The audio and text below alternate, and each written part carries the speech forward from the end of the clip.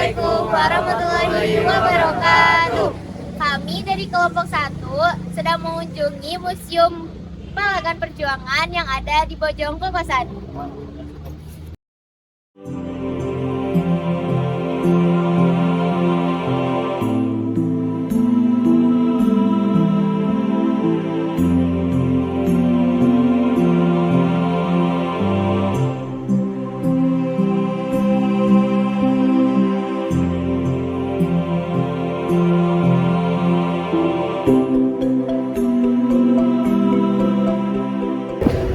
Permisi Pak, kami dari murid SMK Wikrama Bogor izin mewawancarai Bapak untuk bersejarah. Pertanyaan pertama, kapan museum ini didirikan?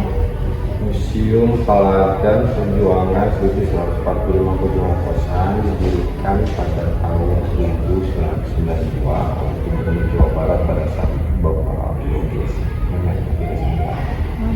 Yang kedua, mengapa museum ini didirikan atau berlokasi di sini? Museum Pahlawan ini didirikan tentunya untuk mengenang sejarah perjuangan rakyat Indonesia, khususnya masyarakat Sukabumi pada tahun 1945, bahwa di tempat ini telah terjadi pertempuran yang sangat heroik dan pertempuran di Kokosan. Makanya museumnya pun didirikan di Bojong Kokosan. Pertanyaan yang ketiga, bagaimana latar belakang museum ini didirikan? Latar belakang museum didirikan tentunya atas inisiasi para pelakunya sendiri, yaitu para veteran Bojong Kokosan yang tergabung dalam Yayasan Juang 45. Mereka yang membangun, yang mendirikan Museum Pahlawan Bojong Kokosan sebagai tempat untuk mengenang peristiwa pertempuran di Kokosan. Lalu yang pertanyaan keempat, bagaimana perkembangan museum ini dari awal hingga sekarang? Perkembangannya lumayan berkembang. Museum ini sejak didirikan tahun 1992 sampai hari ini Museum Pahlawan Bojong Kokosan sudah berstandar UPD sebagai museum pahlawan nasional. Ada koleksi sejarah apa saja yang ada di museum ini?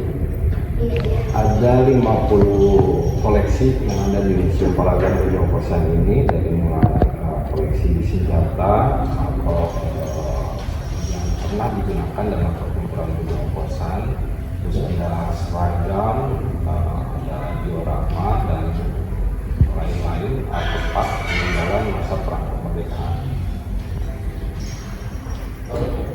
Apakah ada tokoh penting yang pernah datang ke sini, misalnya presiden atau yang lainnya? Mungkin Panglima Kodam Siliwangi ya, sebagai Pangdam Siliwangi yang pernah datang ke sini untuk memperingati Hari Juang Siliwangi sebagai hari peringatan peristiwa Bojong Kokosan. Peristiwa Bojong Kokosan atau yang dikenal sebagai Perang Konvoi adalah aksi heroik rakyat Sukabumi yang dipimpin TKR di bawah komando Letnan Kolonel Edi Supardi. Mereka menghadang pasukan sekutu yang diboncengi Nika yang berusaha kembali menduduki wilayah Indonesia pasca kemerdekaan.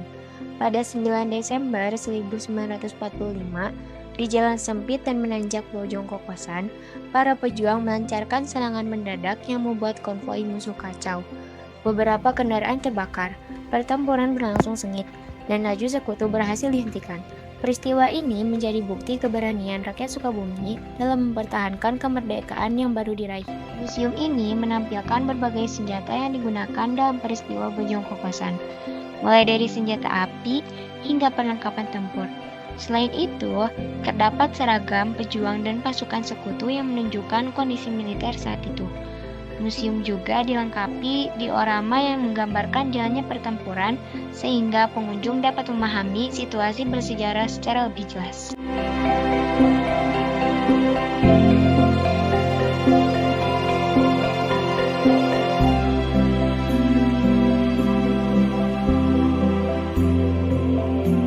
Diorama ini menggambarkan momen ketika rakyat dan pejuang Sukabumi bersama TKR mengambil alih kekuasaan dari Jepang.